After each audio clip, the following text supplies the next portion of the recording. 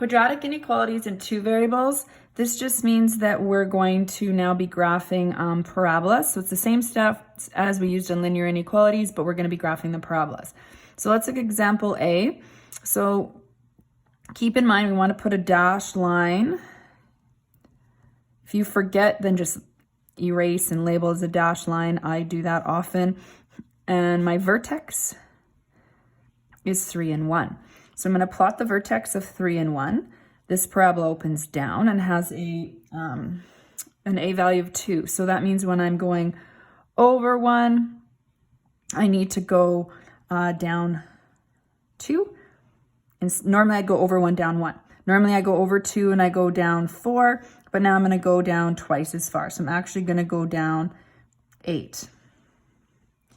And I'm going to connect that with a dashed line. I want to extend it to the end of the grid paper because I'm going to be shading either inside the parabola, if the point works here, or I'm going to shade outside.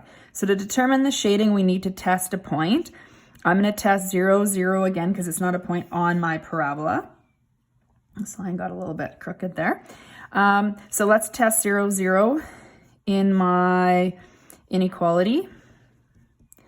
So when we plug this in, we're going to get negative 2 times 9 plus 1, negative 18 plus 1, so I get 0 is less than negative 17.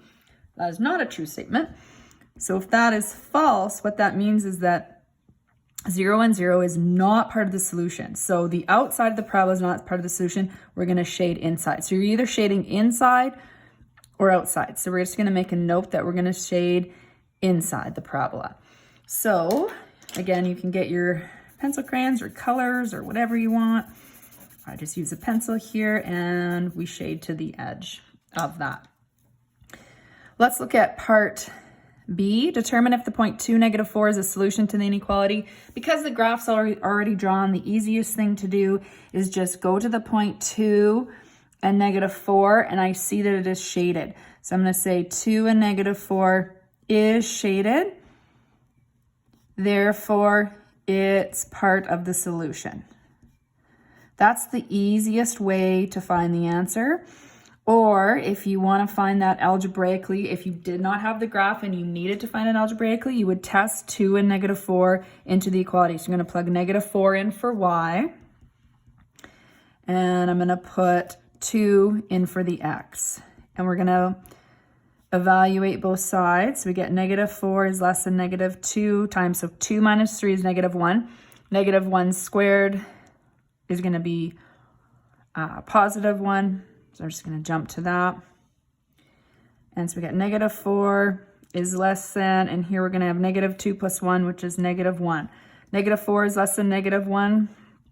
That is true. So again, if it's true, that means yes, it is part of the solution. So yes, part of solution.